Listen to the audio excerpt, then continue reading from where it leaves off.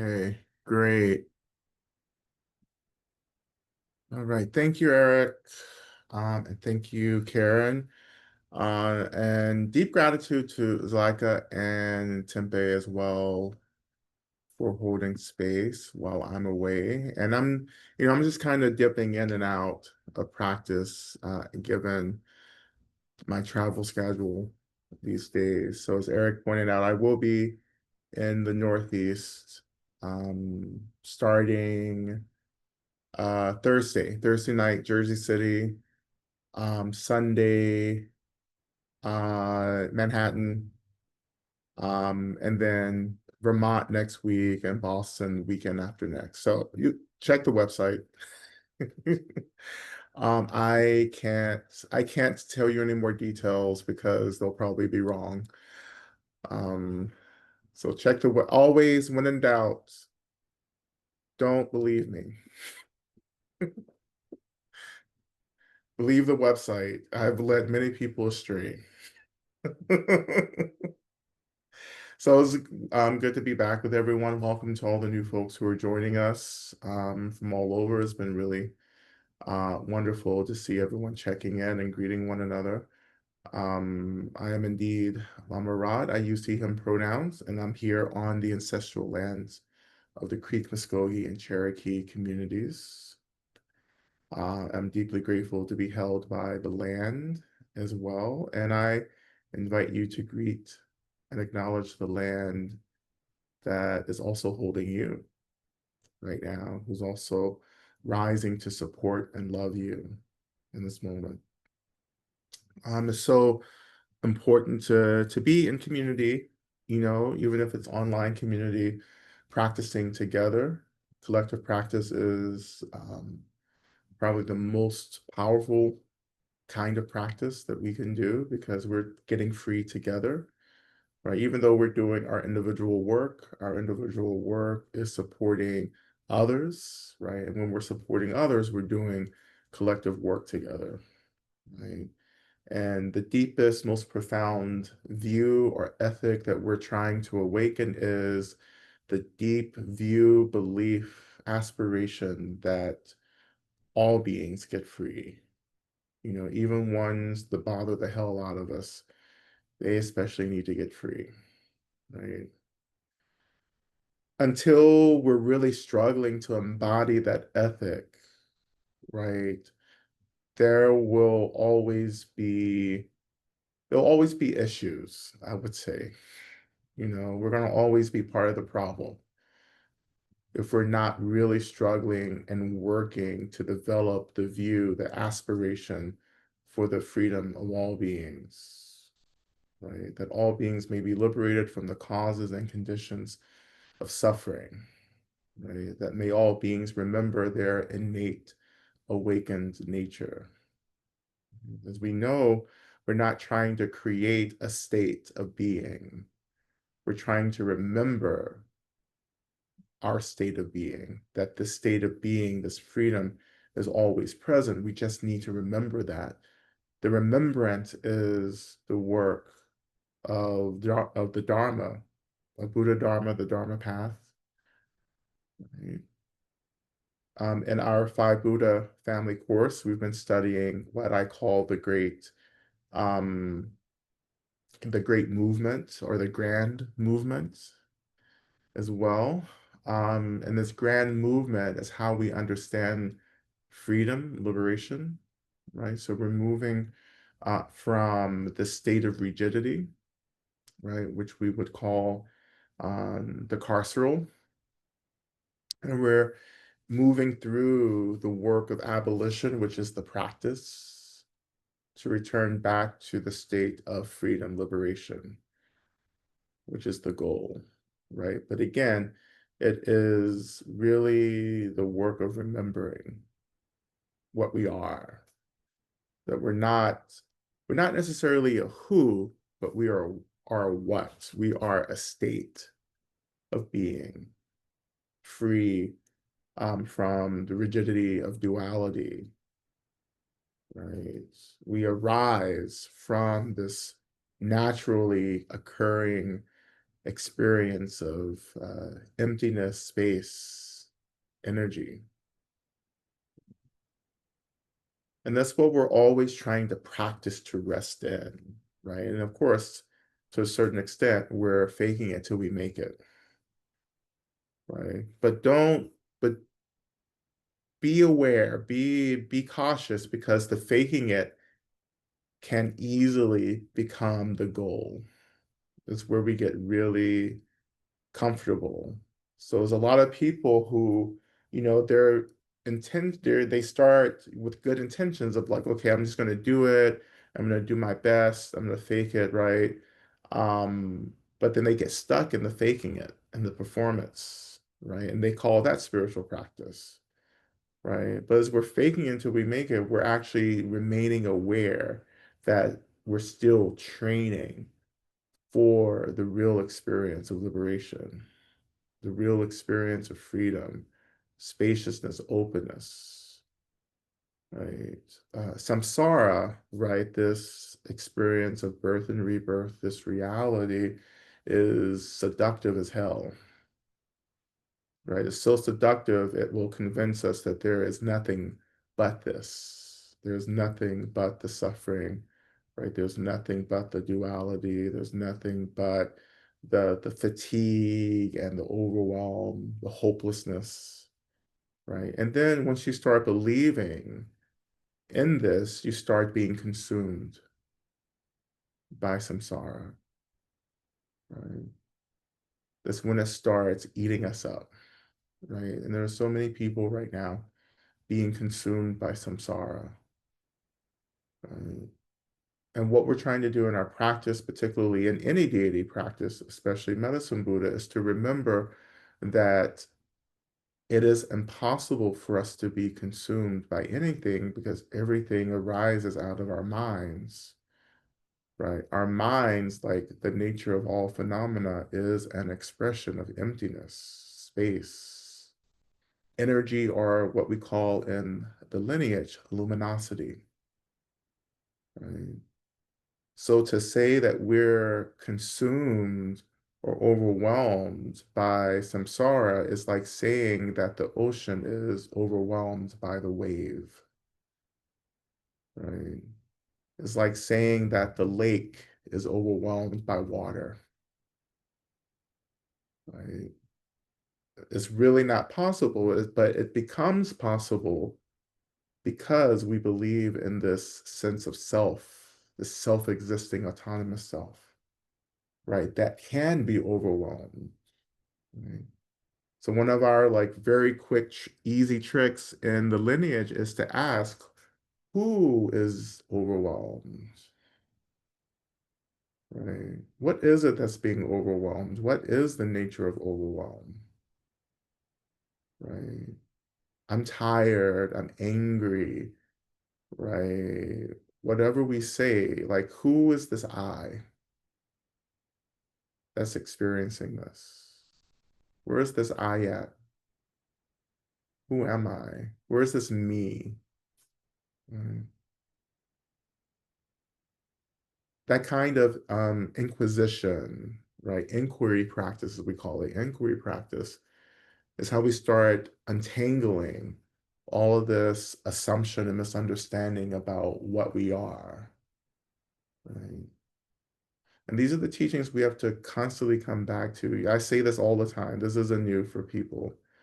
If you've, been around me long enough, like I have to keep saying this because it's easy to forget. It's easy to look out and be in the world right now with all these policies and legislation and so many people and some of us in this space who are having to go without access to food and healthcare and housing and just safety in general, right?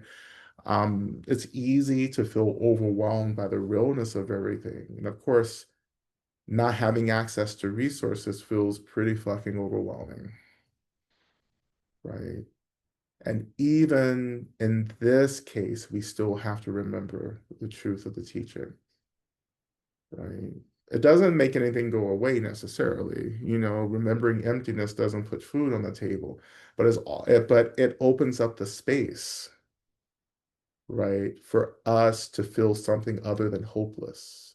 But it reminds us of that there's always potential. There's always potential because everything's always changing, right? So what we're experiencing now isn't a guarantee that we will be experiencing it tomorrow or even the next second. Like the great hope of Dharma is that things will always change. Now, granted, it may not change for the best, right? And this is what practice is doing. So if you're interested in something different happening that's more beneficial, then let's start doing something. Let's start practicing awareness. Let's start making different choices. Let's start practicing these contemplations and getting these deeper insights into the nature of things, right? We can influence the future, right? The next second that comes can be deeply influenced if we actually plant the seeds of mindfulness right now, of awareness, of attention. And when we know more, we do differently, right? Awareness is the real door to liberation. You can't get free without knowing. And the knowing itself is going to come with a lot of brokenheartedness, right? But it's also going to come with a lot of joy as well, right? And there has to be a courage right now to not give up on the Dharma, because if you give up on the Dharma will give up on you. That's just kind of how it works, right? The Dharma demands participation. It demands us to meet the Dharma, to meet it in the middle, in the center, right? So if you're not practicing, then how can you expect something different to happen, right? And if something great happens, then you're like functioning on residual merit and karma and good karma. That's wonderful, right? But that's going to run out without consistent practice, without constantly generating something positive and spacious and open, right? So we keep putting in the effort, right? And you really earn your dharma when there are so many forces telling you just to give up, but you keep going, right? You keep practicing awareness, you keep choosing love, kindness, compassion, right? You keep coming back to the breath, to the body, you keep coming back to the brokenheartedness and the grief. You keep taking care of the rage, right? You keep wishing, hoping, and praying that everyone gets free, right? You keep divesting from the realness of this, right? And even though it will continue to feel real, right? But over time, the practice is helping to kind of dull the sharpness of what seems so real, right? Nothing fades away, nothing disappears. Like enlightenment doesn't mean reality just dissipates and dissolves into emptiness. It means that like you stop taking this so fucking seriously, right? But that doesn't mean you don't continue to support people and beings who themselves feel trapped and lost in this. That happens only through the embodiment of compassion. Compassion keeps us tethered to the liberation of all beings, right? No matter how awakened you get, you should still stay concerned with the liberation of all beings, right? So we continue moving forward together, no matter what is happening in the world, no matter what is happening in our lives, we stay committed to the practice, right? Because if you don't give up on the Dharma won't give up on you, right? The Dharma essentially must always win, Right. It doesn't mean that sometimes you don't drop the ball and just like, you know, but it means that like eventually you come back over and over and over again. Yeah, you fall down, you fall off the path, you get lost, you get distracted. We get into our little silly bullshit. You know, it's fun for a second, then it starts to hurt. Then you remember, okay, maybe I should come back to the Dharma, come back to awareness, right? And that is the thing that we celebrate. It's not staying, right, on the path. Like that's make that normal, whatever. Who gives a shit? Who cares? I mean, yeah, obviously it's great if you do that, but like in a larger sense, like who cares if you stay aware, right? But what I care about is when you wake up in the moment of distraction and say, you know what, maybe I should come back to awareness, come back to the path, come back to the Dharma. That's what we need to be celebrating, right? Not celebrating, oh, I had a really good practice. No, I'll actually celebrate when you realize that you've been completely distracted and doing whole bunch of bullshit. And you say, you know what, maybe I should do something different. Maybe I should come back to what I know is liberatory, and caring and compassionate. And when you do that, celebrate that, right? To return back home to spaciousness, to awareness, to emptiness, to return back. That's the Dharma. The returning is the Dharma. Not the staying in it, but the returning. It's so beautiful. To return home is such a beautiful experience, right? And if you return home, if you keep doing that, if you keep waking up in distraction and choosing to return back, that means the Dharma is being deeply integrated into your mind and your body, right? You're becoming sensitive to the experiences of being away from home, right? And so you start waking up more and more, quicker and quicker, and then you come back, and the coming back isn't, a big thing. It's just like, oh, it's just a thought that just comes back, right? To this moment.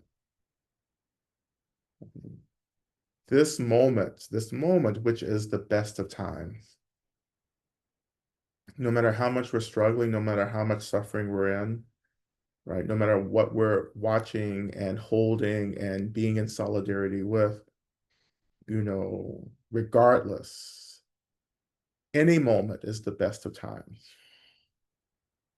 right? Every moment is a door into real freedom if we can just show up and pay attention. Mm. And I am reminded we haven't gone over this prayer in a while, but Sopa Rinpoche's prayer, which you'll see in the links, right? Be not distracted, right? Be not distracted. Like if you don't take anything away out of our session, which we're going to start practicing in a moment, but if you don't take anything out of this session, take this, do not be distracted right now. Right? Do not be distracted. Right? Pay attention. Right? We have to watch. Like we have to be aware, right? We have to fight. Right? Right? As Sada Shakur taught, right? It is our duty to fight and win, which for me is very dharmic. It is our duty to awaken. It is our duty to remember what we are. Right? When we get distracted, we forget. And that's when samsara, as well as the carceral state, has consumed us. Right? Do not be consumed. Right? You are not a being that was born to be consumed. Right? Do not allow yourself to be consumed by the illusions, the mechanisms of the states. Do not be consumed by the insecurities of insecure people. Right? Do not be tricked by the welding of power, believing that you have no agency when in fact you have all the agency that you need. And you may say, but I'm not free. There are laws, there are policies, there are borders that are guarded and protected. I just can't move. I have no freedom of mobility and all of that. And I say that we can be free in an unfree world, right? And that freedom comes with our awareness, right? We all may be bound by systems and institutions monitoring us, surveilling us, limiting our access to resources, telling us, or attempting to tell us who we are, right? But we choose to consent to that programming, right? The Dharma is teaching us to develop agency and how we understand ourselves, right? We have to fight to keep that space open to always have the agency to define ourselves, to remember ourselves as awakened beings, just trying to remember how to get back home to that state of awakening. Mhm. So be not distracted. Be not distracted. Be not distracted from what? From ourselves, from our aspirations, from our love, from our compassion. We be not distracted from community. Be distracted from our breath. Be not distracted from the grace of all the Buddhas. Um,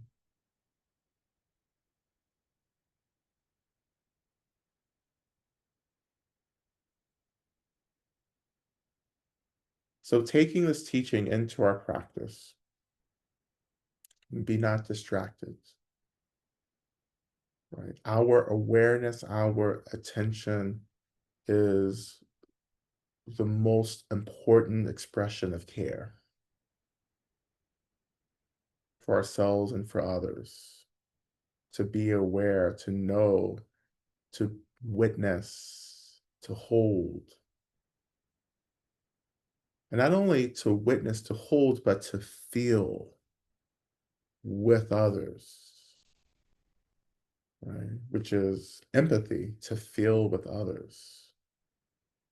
We have to hold on to our empathy because without empathy, there is no compassion, right? How can you want people to be free from suffering when you do not choose to feel it or to acknowledge it, right? And you don't acknowledge other people's suffering or other beings' suffering because you refuse to acknowledge yours. That's when samsara has you, when it tells you, oh, it's not important. Suffering isn't important. Discomfort isn't important, right? You don't have to care about other people. You don't even have to care about yourself, right? Without a relationship to discomfort, you're not getting free anytime soon, right? Because if there's no mud, there's no lotus, right? If there's no messiness, how do you know what clarity is? Right? If there's no dark, how do we know what light is? Right? So be not distracted.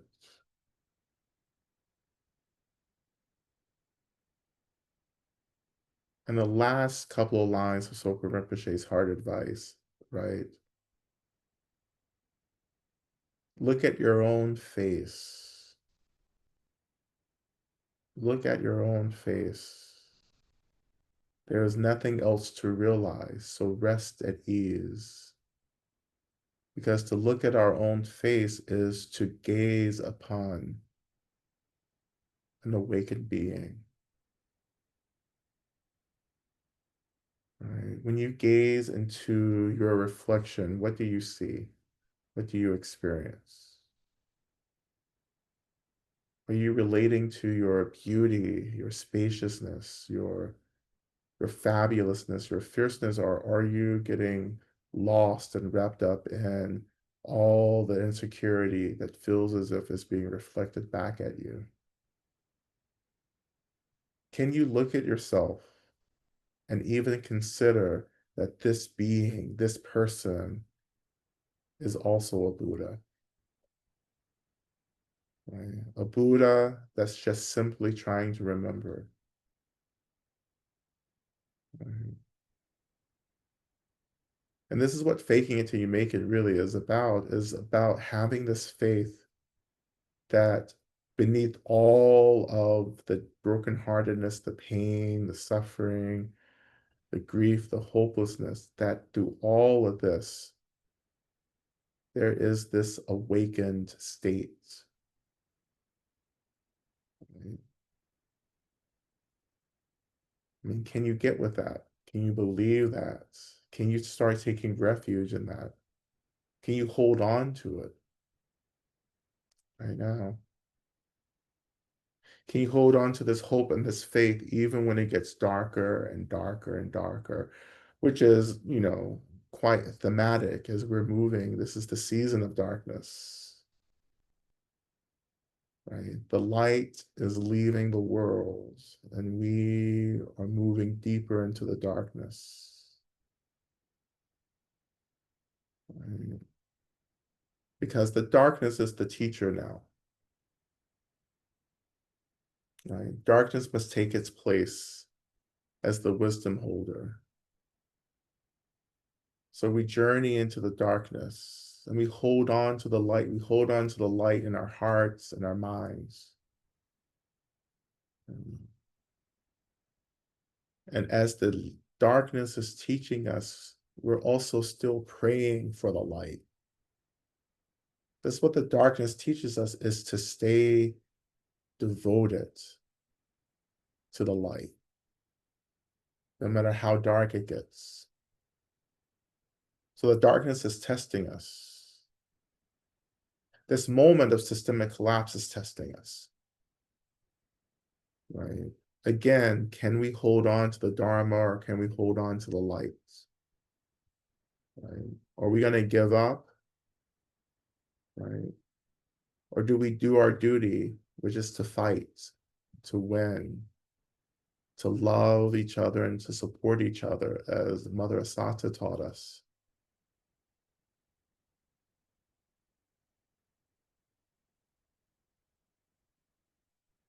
It's so easy to give up.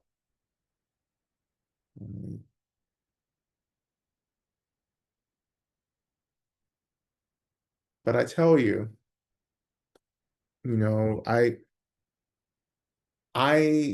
had to force myself to take all of this shit seriously in the beginning of my practice as a young practitioner in my 20s, early 20s. I would get the teachings, I would go to a Dharma talk, and sit with the lamas, right? And then come back home and I would be like, oh, that's good for them. But what about like real life shit? You know, the llamas get to sit on their pretty seats. Well, some llamas get to sit on pretty seats. I just kind of sit on whatever people put in front of me to sit on. But that's neither here or there. But like the llamas would sit on their seats and you would go to the teachings. They would have, all this like all these attendants and like all this stuff. And we would like do all this stuff. And I'm like, that's great for them. you know Like they seemed to have it real easy. Then I would go home and just be like in so much suffering. And I remember particularly one night where I was like, something was like, why don't you like really take this seriously? Why don't you like really hold space for this, the resentment and the brokenheartedness and the loneliness instead of trying to distract yourself and giving up, you know? And I learned that night to just kind of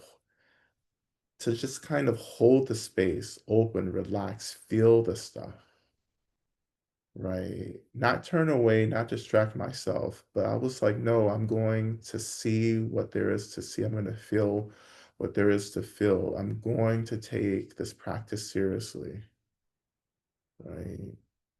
And what I realized after that night of practice, that one experience is that the Dharma helps me to survive.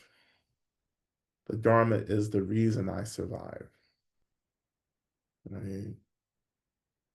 That I kept giving up on the Dharma when in fact the Dharma was daring me not to give up on it. And accepting that dare, I learned how to hold, to be through, to develop this deeper faith, right? That maybe some of this was true, right?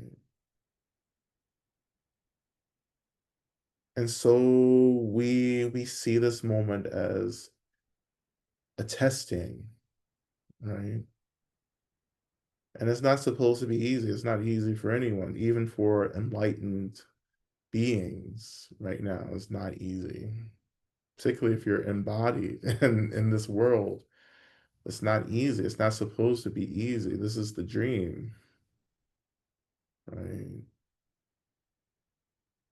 And so realizing that I just do my work and I'm grateful for this opportunity to do my work. You know? I don't pray for what's easy. I pray to have what I need. Right? I pray only to have what I need. Not necessarily everything that I want, but what I need. The Dharma will provide what you need. And what the Dharma will do is help us to understand what we actually need.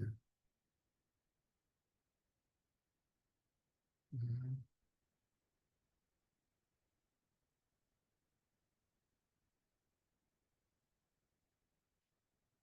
So, coming back into our practice, we're going to do all the things. But as we begin, just finding your seats, like finding the weight of your body,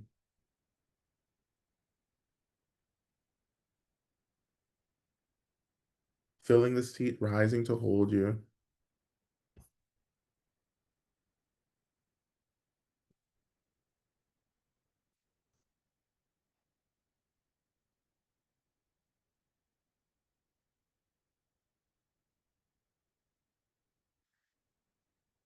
And of course, shifting our attention to, again, acknowledge the lands, the earth, the great mother rising to hold and nourish all of us.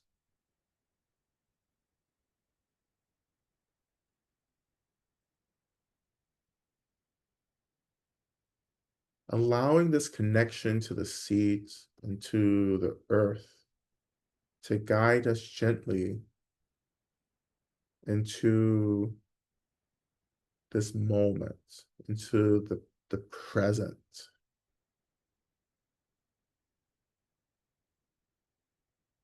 and let the moment become full, vibrant. What are you noticing? What are the sounds, sensations? What are you smelling? What are you tasting? What are you touching?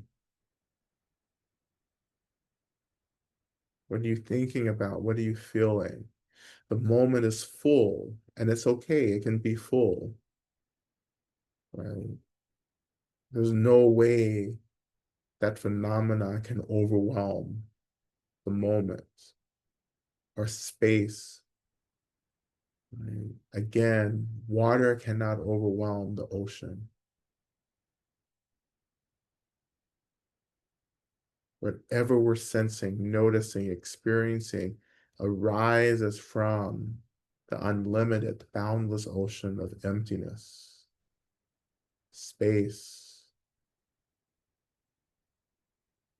Whatever we're noticing or perceiving is just energy being shaped and being shaped by consciousness, right? But mostly being shaped by a severe misunderstanding.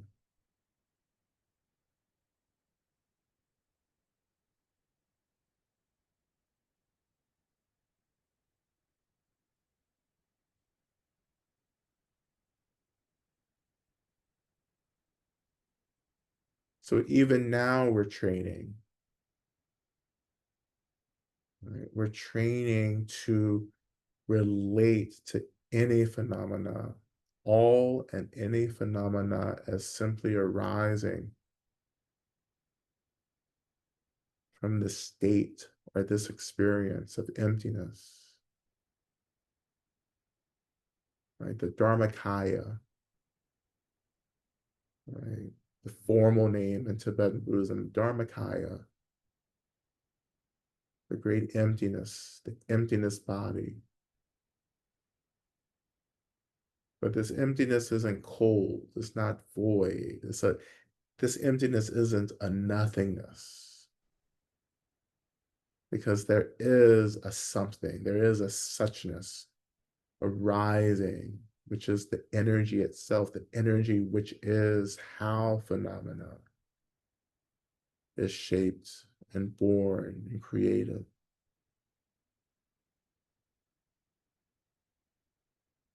And this energy doesn't necessarily feel like anything except what we shape it into, right? As we shape it into emotions, objects, impressions, so forth. But ultimately, to allow phenomena to return back to its origins, back to its fundamental roots of just energy arising or embedded within this limitless spaciousness and emptiness.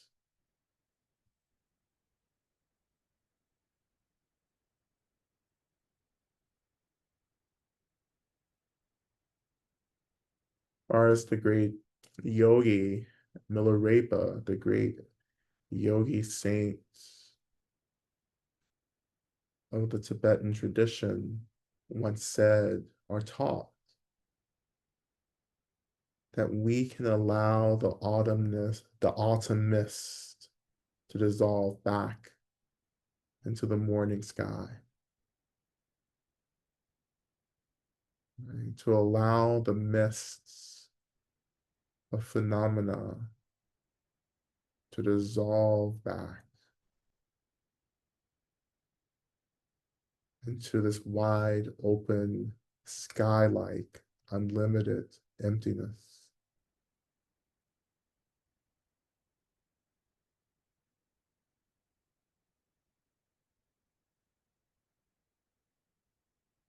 And yes, we may still feel things. Yes, there's still the anxiety, the fear, the worry, the deep unsettledness, even the brokenheartedness. All of that is still there. Yes, you're still in your body. Yes, the seat is still here. We're not trying to erase anything, but we're trying to dissolve the sharpness of phenomena.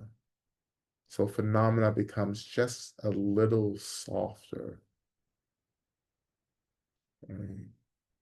That becomes a little more spacious, not a lot, but a little more open and fluid.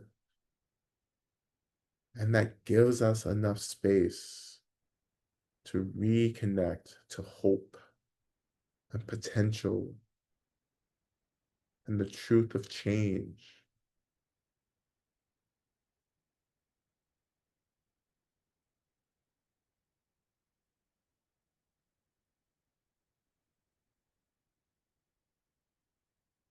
And in this, we connect to the breath as well, not thinking about the breath, just noticing and experiencing the in breath and the out breath, feeling the seat tethering us and the earth grounding us, the breath moving in cycles in and out, deeply inhaling, deeply exhaling,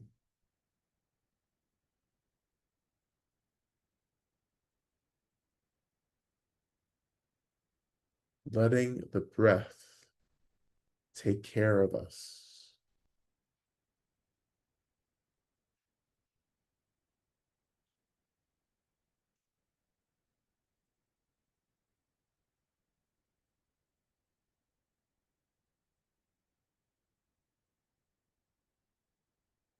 And from this space, this experience, we begin to call all of the Buddhas and the Bodhisattvas.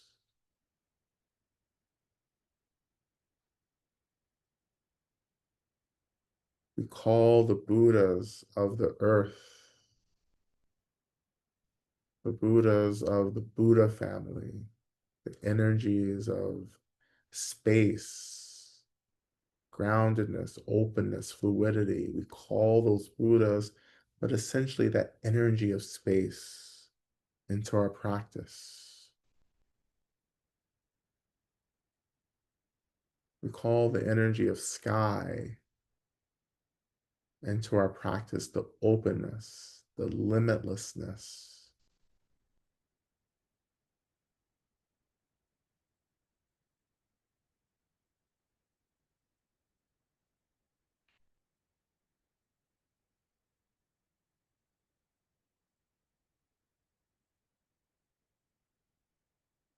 And we call the energies of the East, of the Vajra family, into our practice. Vajra only meaning clarity,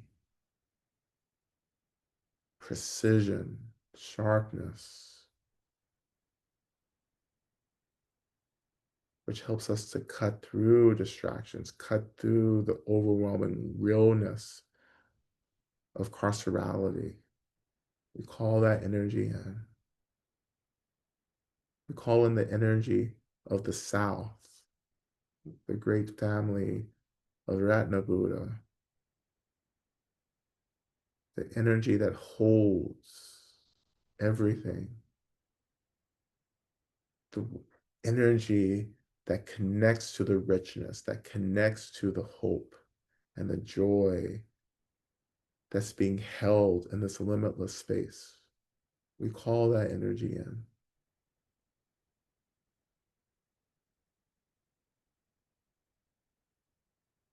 We call the great energies of the Padma family from the West, these energies of connection, of intimacy, these energies that can pay attention, that can notice detail but not feel overwhelmed by the detail. We call that energy into our practice.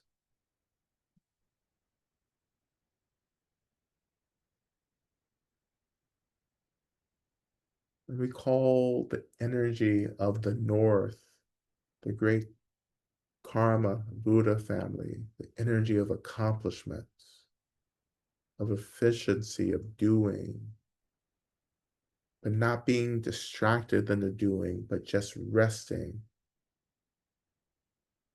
in what it means to work and to practice and to experience clarity in the work. We call that energy into our practice.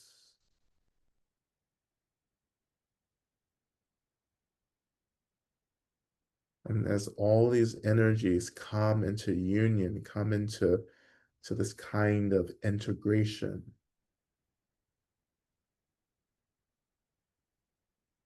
From this integration, we began to experience the awakening of Medicine Buddha,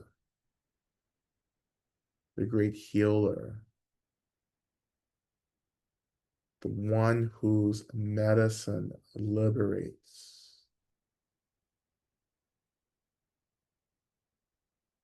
And allowing Medicine Buddha to slowly take form in whatever way feels natural. And don't think about it. Like, don't get so involved in how Medicine Buddha is arising and appearing, but just turn our minds to Medicine Buddha and allow Medicine Buddha to take form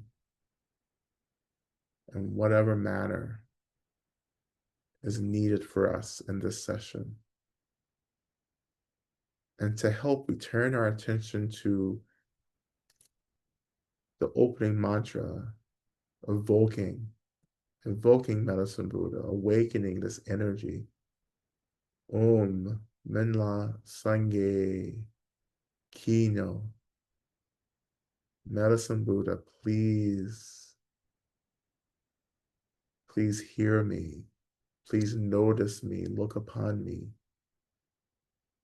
And as we chant this 3 times, beginning with Om and ending with the Om, I encourage you to surrender to this experience of Medicine Buddha awakening, which can be a very subtle experience. Right? But resting even in the subtleness of this awakening Buddha.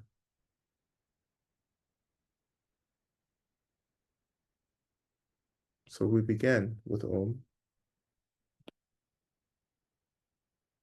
Om.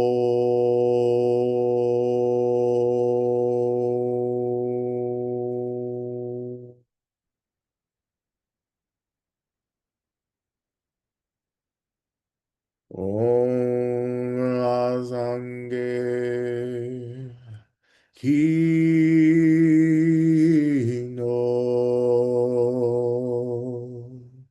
Soha.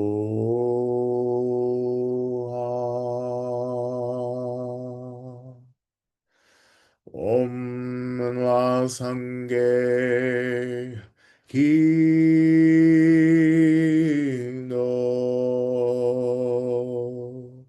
Soha.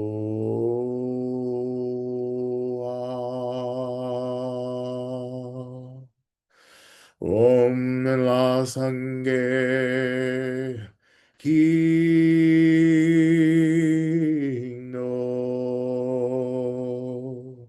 Soha.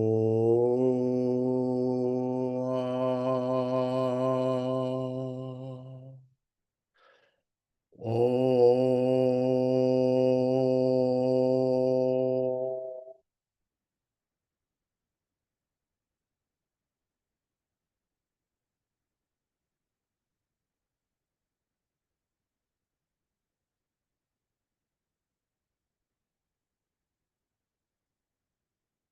And allowing the awakening of Medicine Buddha in whatever form or experience Medicine Buddha is taking, just blossom, just open.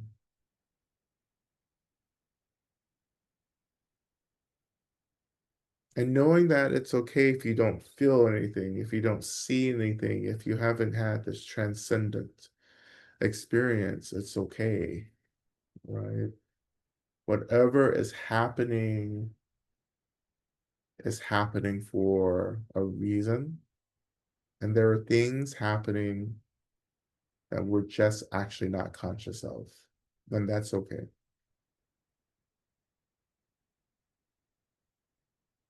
And we turn our attention to Medicine Buddha's main mantra,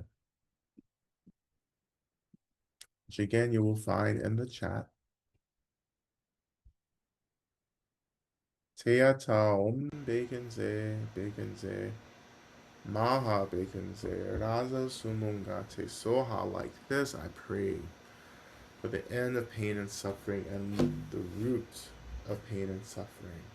Now release the energy of this prayer out to all the worlds that we all may be liberated. And you can sit and listen, you don't have to chant along, but if you're chanting or even just listening, I want us all to really hold this deeper meaning that we are chanting to release all beings from suffering, that we are taking on the sacred speech of Medicine Buddha, and that this sacred speech is doing incredible labor.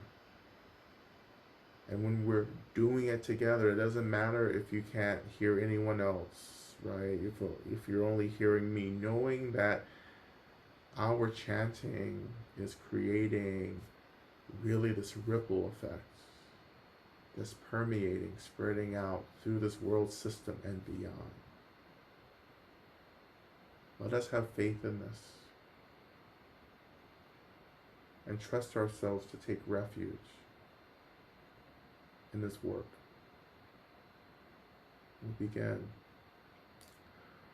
O Ea Daum Begunze Begunze Ma Begunze Raz Sumungate Soa Tean Daum Begunze Begunze Ma Begunze Raz Sumungate Soa Tean Daum Begunze Begunze Ma Begunze Raz Sumungate Soa Tean Daum Begunze Begunze Ma Begunze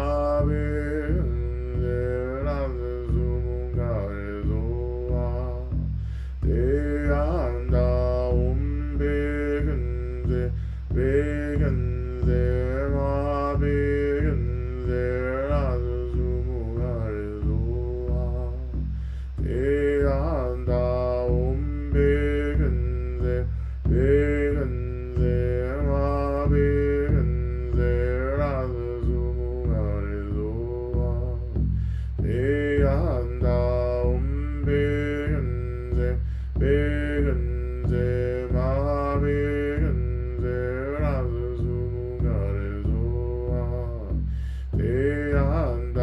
Tean Daum Begunze Begunze Ma Begunze Raz Sumungate Soa Tean Daum Begunze Begunze Ma Begunze Raz Sumungate Soa Tean Daum Begunze Begunze Ma Begunze Raz Sumungate Soa Tean Daum Begunze Begunze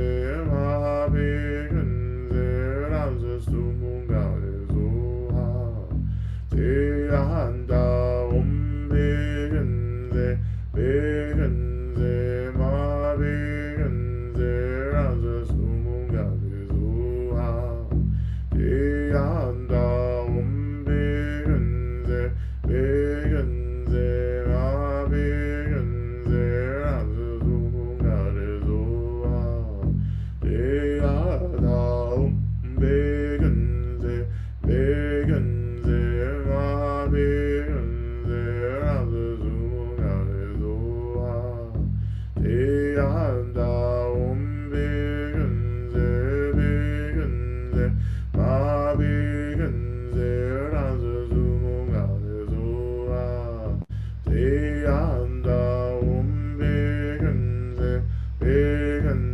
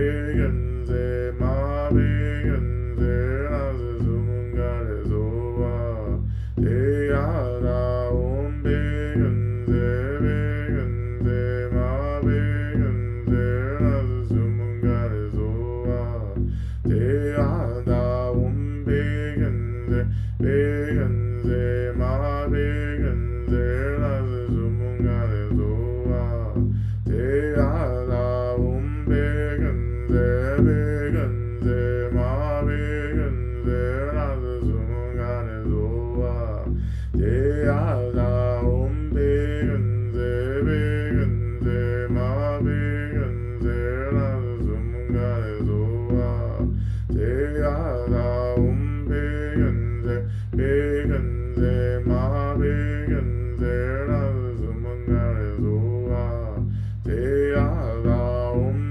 begenze begenze ma begenze laze sumungare zoa te ada begenze begenze ma begenze laze sumungare zoa te ada begenze begenze ma begenze laze sumungare zoa te ada begenze begenze ma begenze laze sumungare zoa te ada begenze begenze ma begenze laze sumungare zoa te ada begenze begenze ma begenze laze sumungare zoa te ada begenze begenze ma begenze laze sumungare zoa te ada begenze begenze ma begenze laze sumungare zoa te ada begenze begenze ma begenze laze sumungare zoa te ada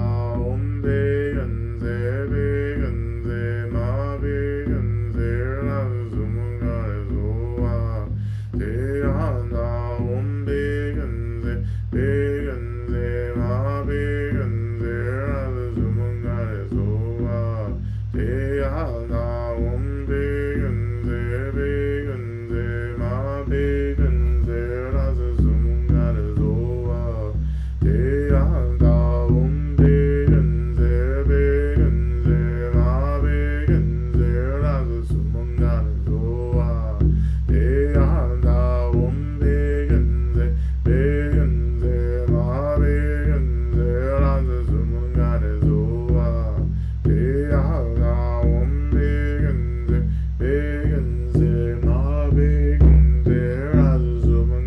zoa te ada begenze begenze ma begenze laze sumungare zoa te ada begenze begenze ma begenze laze sumungare zoa te ada begenze begenze ma begenze laze sumungare zoa te ada begenze begenze ma begenze laze sumungare zoa te ada begenze begenze ma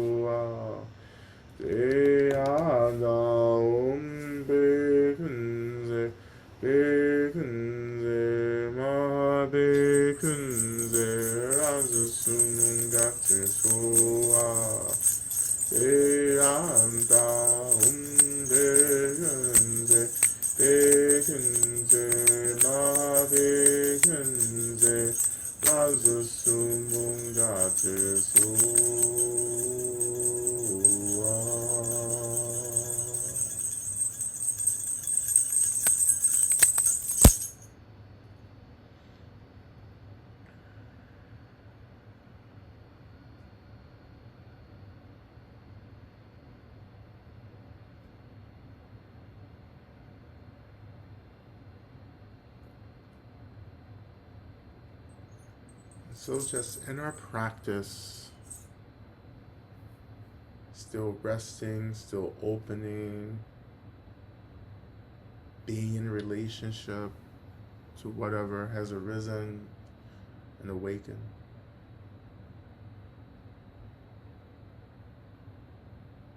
I invite you just to offer gratitude to whatever your experience has been. Because no matter what experience has arisen, it has arisen as a teacher, offering medicine.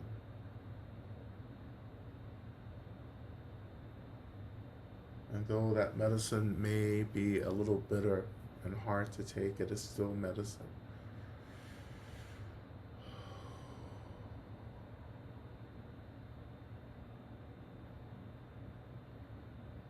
And we are grateful.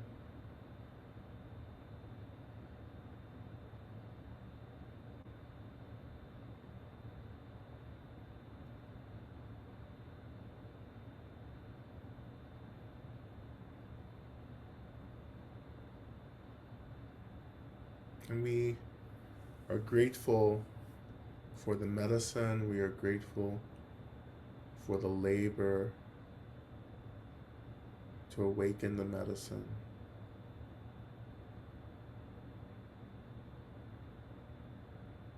We're grateful for how Medicine Buddha has offered this medicine in whatever form to us.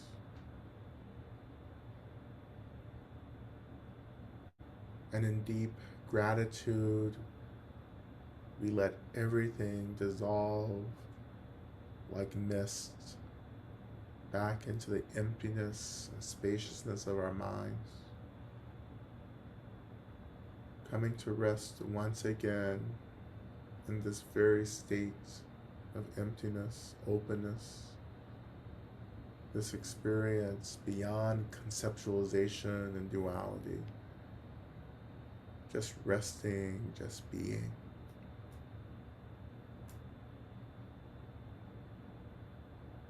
This emptiness, this openness,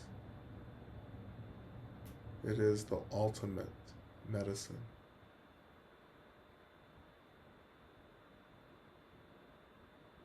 May we be healed.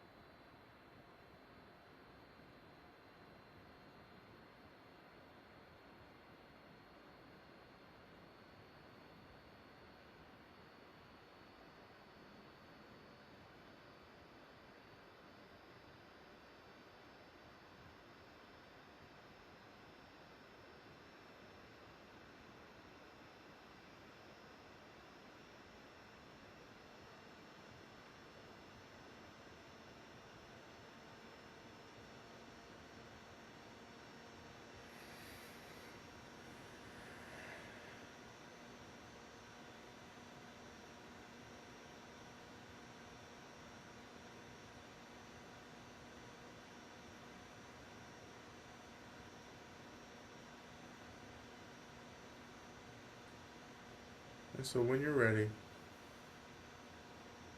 shifting your attention back to the seat, noticing the weight of your body, the seat rising to hold you, letting your body come back into form. When you feel grounded, beginning to reawaken your body through simple movement.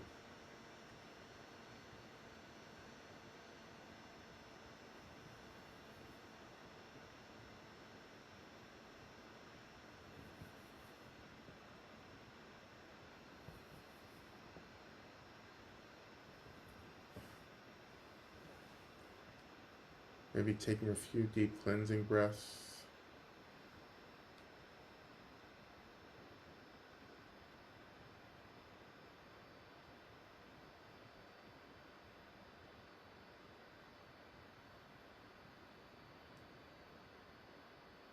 Allowing yourself to come back into the space when you're ready.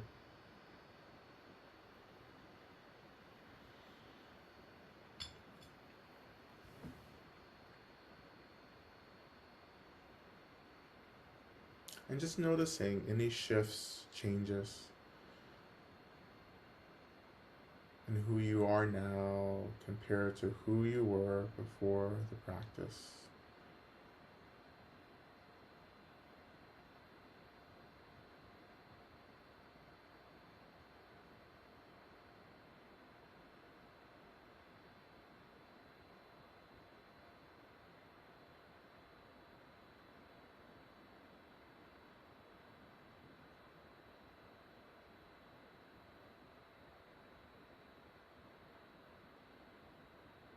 Has phenomena gotten any softer,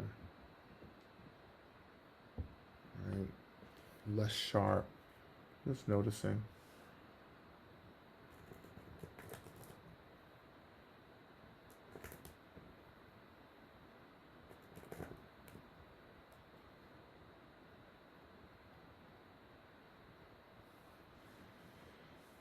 And so when you're ready, we turn our attention to Shantideva's prayer, which we always close with, reciting it 3 times. And really taking it seriously if you dare to. And we begin. May I be a protector to those without protection, a leader for those who journey, and a boat, a bridge, a passage for all those desiring the further shore. May the pain of every living creature be completely cleared away. May I be the doctor and the medicine, and may I be the nurse for all sick beings in the world until everyone is healed. Just like space and the great elements such as earth, may I always support the life of all the boundless creatures, and until they all pass away from pain, may I also be the source of life for all the realms of varied beings that reach into the ends of space. May I be a protector to those without protection, and a leader for those who journey, and a boat, a bridge, a passage for those desiring the further shore. May the pain of every living creature be completely cleared away. May I be the doctor and the medicine, and may I be the nurse for all sick beings in the world until everyone is healed. Just like space and the great elements such as earth, may I always be the source of life for all the boundless creatures, and until they pass away from pain, may I also be the source of life for all the realms of varied beings that reach into the ends of space. And finally, may I be a protector to those without protection, a leader for those who journey, and a boat, a bridge, a passage for those desiring the further shore. May the pain of every living creature be completely cleared away. May I be the doctor and the medicine. And may I be the nurse for all sick beings in the world until everyone is healed. Just like space and the great elements such as earth, may I always support the life of all the boundless creatures. And until they pass away from pain, may I also be the source of life for all the realms of varied beings that reach unto the ends of space.